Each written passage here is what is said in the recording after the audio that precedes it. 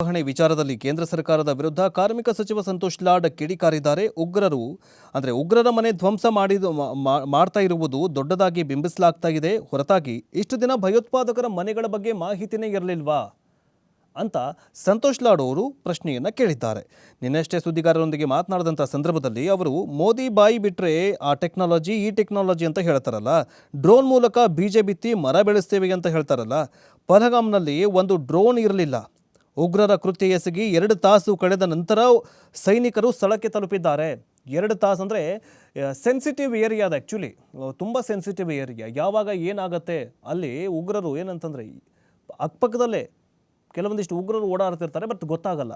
ಇಷ್ಟೊಂದು ಸೆನ್ಸಿಟಿವ್ ಏರಿಯಾದಲ್ಲಿ ಯಾಕೆ ಭಾರತೀಯ ಸೇನೆ ಇರಲಿಲ್ಲ ಅನ್ನುವಂತಹ ಪ್ರಶ್ನೆಯನ್ನು ಸಂತೋಷ್ ಲಾಡ್ ಅವರು ಕೇಳ್ತಾ ಇದ್ದಾರೆ.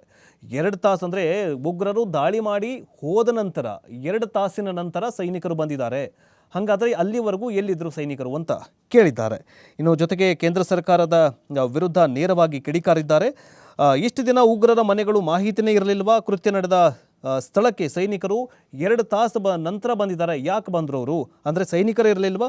ಜೊತೆಗೆ ಸಿಂಧು ನದಿ ನೀರು ನಿಲ್ಲಿಸೋದು ಸಾಧ್ಯನಾ? ಪರಾಮರ್ಶೆ ಆಗಿದೆಯಾ? ಸ್ಥಳ ತಲುಪೋದಕ್ಕೆ 2 ತಾಸು ವಿಳಂಬ ಆಗಿದ್ದು ಯಾಕೆ ಅನ್ನುವಂತಹ ಕೆಲವೊಂದಿಷ್ಟು ಪ್ರಶ್ನೆಗಳನ್ನು ಮಾಡಿದ್ದಾರೆ. ಹಾಗಾದರೆ ಸಂತೋಷ್ ಲಾಡ್ ಅವರು ಏನು ಹೇಳಿದಾರಂತ ನೋಡ್ಕೊಂಡು ಬನ್ನಿ. ಪ್ರಕಾರ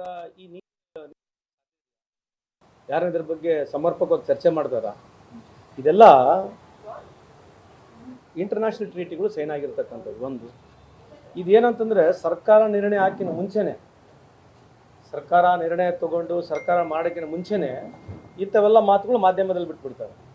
ಆ ಸರ್ಕಾರ ಏನು ಮಾಡಿದೆ ಏನಿಲ್ಲ ಅದು ಗೊತ್ತೇ ಆಗೋದಿಲ್ಲ ಜನಕ್ಕೆ. ಮಾಧ್ಯಮದಲ್ಲಿ ಬಂದು ಜನರು ಒಪ್ಕೊಂಡ್ಬಿಡ್ತಾರೆ ಅಷ್ಟೇ. ಈಗ ಯಾರ್ಯಾರನ್ನ ಹುಡುಕ್ ಹೊಡೆದ್ಬಿಡ್ತಾರೆ. ಈಗ ಯಾರು ಹೊಡೆದಾರೆ, ಯಾರ್ಯಾರು? ಸುಮ್ಮನೆ ಇವ್ರ ಆಡಳಿತದಲ್ಲಿ ಪ್ರಧಾನಮಂತ್ರಿ ಇವರೇ, 370 ಮಾಡಿದವ್ರು ಇವರೇ, ಆರ್ಮಿ ಇವ್ರದೇ, ಏರ್ಫೋರ್ಸ್ ನಮ್ಮದೇ, ಮಿಲಿಟ್ರಿನೂ ನಮ್ಮದೇ, 20 ರಾಜ್ಯಗಳಲ್ಲಿ ಮುಖ್ಯಮಂತ್ರಿಗಳು ಇವರೇ. ಇವತ್ತು ಇಡೀ ಭಾರತ ದೇಶದಲ್ಲಿ ಇಲ್ಲಿವರೆಗೆ ನೋಡ್ತಾ ಇದ್ರೆ ಹಿಂದೂಗಳು ಕತ್ತರನಾಗಿದೆ ಅಂತ ಇವ್ರು ಹೇಳ್ತಾರೆ.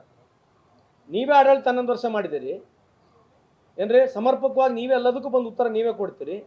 ಎಲ್ಲ ನೀವೆಲ್ಲಿ ಬೇಕಿದ್ದಲ್ಲಿ ಬುಲ್ಡೋಸರ್ ತೊಗೊಂಡೋಗಿ ನೀವೇ ಹೊಡಿತೀರಿ, ಎಲ್ಲ ನೀವೇ ಮಾಡ್ತೀರಿ, ಮತ್ತು ಹಿಂದೂ ಕತ್ತರದಲ್ಲೇ ಇದೆ ಅಂತ ಹೇಳ್ತಾರೆ. ಸೊ ನಿಮ್ಮ ಪ್ರಕಾರ 11 ವರ್ಷ ಅವಧಿಯಲ್ಲಿ ಇವತ್ತು ಈ ದೇಶದಲ್ಲಿ ಹಿಂದೂ ಸುರಕ್ಷತೆ ಇಲ್ಲ ಅಂತಂದ್ರೆ ರಾಜೀನಾಮೆ ಯಾರು ಕೊಡಬೇಕು? ಅದು ಪ್ರಶ್ನೆ. ಅಷ್ಟು ಬಿಟ್ರೆ ನಾನು ಅವ್ರ ಯೋಗ್ಯತೆಗೆ ಮೀರಿ ರಾಜೀನಾಮೆ ಕೇಳ್ತಕ್ಕಂಥ ಲೆವೆಲ್ಗೂ ನಾನು ಬೆಳೆದಿಲ್ಲ. ಕೇಳ್ತಕ್ಕಂಥ ಉದ್ದೇಶ, ಪ್ರಧಾನಮಂತ್ರಿಯವರು ನೀವು ಬಂದ್ಬಿಟ್ಟು ಎಲ್ಲಿ ಜಮ್ಮು ಕಾಶ್ಮೀರದಲ್ಲಿ ಕಾಶ್ಮೀರಿಗೆ ನೀವು ಹೋಗಿ ಒಂದು ಪ್ರೆಸ್ ಮೀಟ್ ಮಾಡ್ಲಾರಂಗೆ ಬಿಹಾರಿಗೆ ಹೋಗಿ ಎಲೆಕ್ಷನ್ ಮಾಡ್ತಾ ಇದ್ದಲ್ಲ, ಇದ್ರ ಬಗ್ಗೆ ನೀವು ಭಾಷಣ ಮಾಡ್ತಾ ಇದ್ದಲ್ಲ, ಆ ವಿಷಯಕ್ಕೆ ಮಾತ್ರ ಈ ದೇಶದ ಯಾವುದೇ ಒಬ್ಬ ನಾಗರಿಕ ಇದನ್ನ ಅವ್ರನ್ನ ಕ್ಷಮಿಸಬಾರ್ದಂತ ನಾನು ಕೈ ಮುಗಿದವ್ರು ಮನವಿ ಮಾಡ್ಕೊಳ್ತೇನೆ. ಯಾಕಂತಂದ್ರೆ ಇಡೀ